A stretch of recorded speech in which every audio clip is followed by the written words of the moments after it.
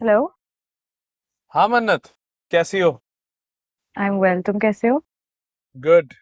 अच्छा ये बताओ, कल क्या कर रही हो? आई मीन, कोई मसरूफियत तो नहीं है? नहीं, नॉट नॉट रियली। ग्रेट। मेरे साथ कल एक साइट विजिट पे चलोगी? मैंने ऑफिस के लिए एक जगह सेलेक्ट की है, तुम्हारा मशवरा चाह रहा था मैं। हम जा सकते हैं। Great. I pick you up. Okay, see you. Okay, thanks. See you. Bye.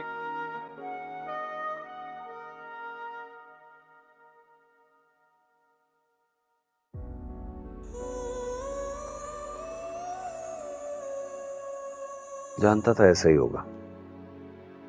भैया अपने फैसले से कभी पीछे नहीं हटेंगे। ऊपर से रही सही कसर मुराद की माफी मांगने की शर्त ने पूरी कर दी। मुझे तो लग रहा है वो सब जानबूझ के कर रहा है। बहाना ढूंढ रहा है ताल्लुक खत्म करने के लिए। वरना उसे पता नहीं है मन्नत और कभी झुक जाए, कभी माफी मांग ले, हो ही नहीं सकता। और वो अच्छी तरह जानता है ये सब ड्रामेबाजी है। हम खामखा भैया को ब्लेम करते रहे। उन्हें भी दुनिया देख रखी है। बिला वजह लव मैरिजेस के खिलाफ नहीं है वो। आज अगर मन्नत और मुराद की लव मैरिज ना हुई होती तो इस तरह सर झुकाए ना खड़ा होता अपनी माँ बहनों के सामने। खैर अब ऐसी भी कोई बात नहीं है। भैया का पूरा पूरा हाथ है मन्नत की जिंदगी तबाह करने में। ना खुद कभी झुकी है, ना उसको कभी झुकना सिखाया। उन्होंने उसको इतना स्पॉइल किया। और अब उनकी नई बात सुनो। हम आज से कह रहे हैं कि वो ज्यादा से ज्यादा वक्त मन्नत के साथ गुजारे ताकि वो मुराद को भूल सके। मतलब सीरियसली, को मजाक समझा हुआ है यार।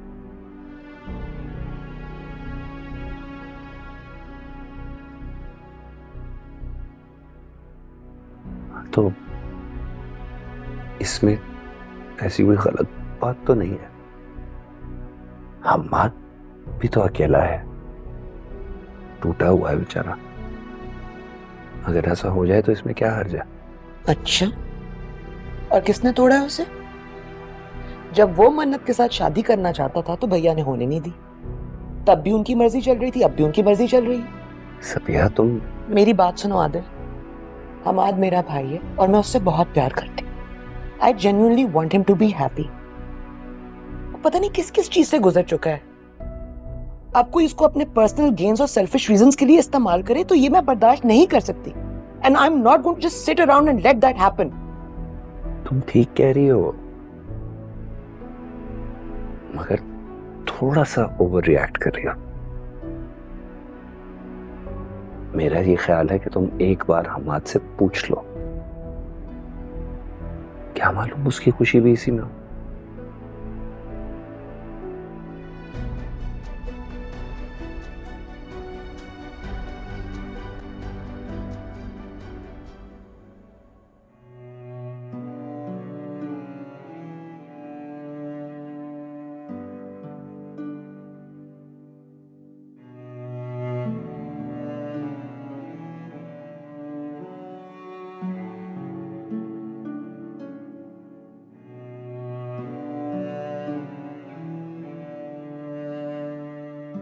और मैं तुम्हें कब कह रही हूँ कि तुम अपनी फैमिली को छोड़ दो।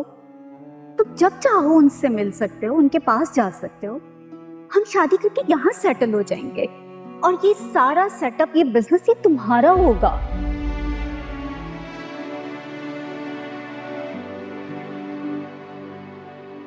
क्या आप कह रहे हैं फैसल? आपके व्यूज कुछ ज्यादा चेंज नहीं हो गए? भाई बदलने होंगे ना, आगे नहीं बढ़ना कि पूरी जिंदगी कुएं के मेंढक की तरह बैठकर औरतों के माथे के बल गिनते रहना। मैं तो मुराद को भी ये कहूंगा कि भाई उसे वो करना चाहिए जिसमें उसे ज़हनी सुकून मिले, चाहे उससे तुम्हारी अम्मी नाराज हो या भाभी।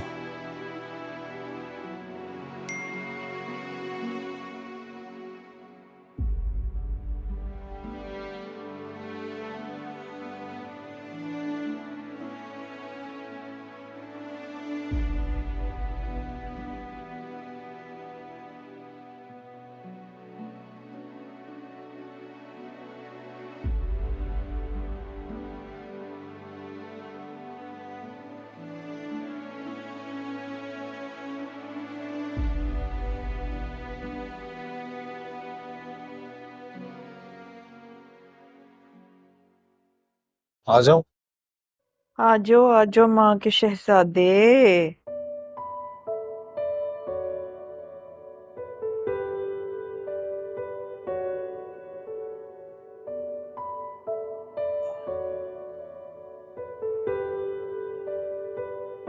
की होया ई बहू, तू तो पुत्र हंसना खेडना ही छाड़ता है। अगर उस लड़की की याद नहीं भूल सकते तो फिर जाओ जाके गिड़गिड़ा के उसके पैरों में बैठ जाओ, माफी मांगो, फिर उससे ले आओ फिर उसको घर। वो मेरे दिल से उसी दिन उतर गई थी जिस दिन आपके सामने मुझे थप्पड़ मार के इस घर से निकली थी। तो फिर दफा करा आंसू के, खत्म करो ये मामला, मिट्टी डालो फिर। असी फूकनी है हो जी।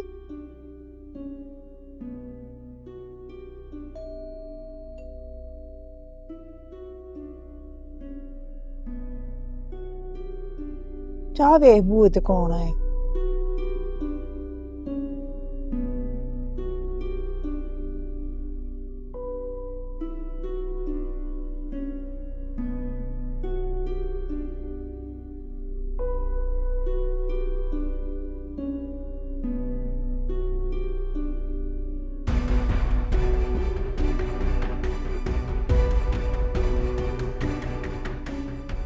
अंदर आने का नहीं कहोगे? तो बाहर से बाहर ही रुखसत कर दोगे हमें चौधरी साहब? जी।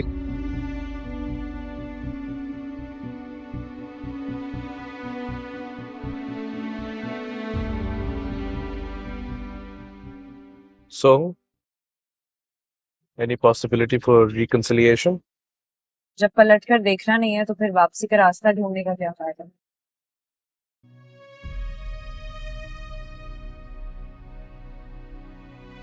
हाँ, मगर कुछ रास्ते ऐसे होते हैं जिनसे वापस मुड़ना बहुत मुश्किल हो जाता है, और मैं तुम्हें ये पर्सनल एक्सपीरियंस से बता रहा हूँ।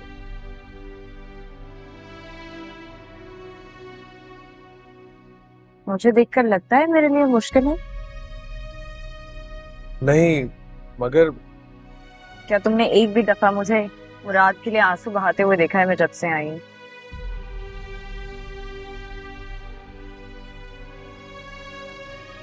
नहीं, मगर ट्रस्ट मी, कुछ तकलीफों का दर्द हमें तब महसूस होता है जब हम बिल्कुल अकेले रह जाते हैं, और मैं नहीं चाहता कि तुम वो सब बर्दाश्त करो जो मैं अभी कर रहा हूँ जिंदगी में।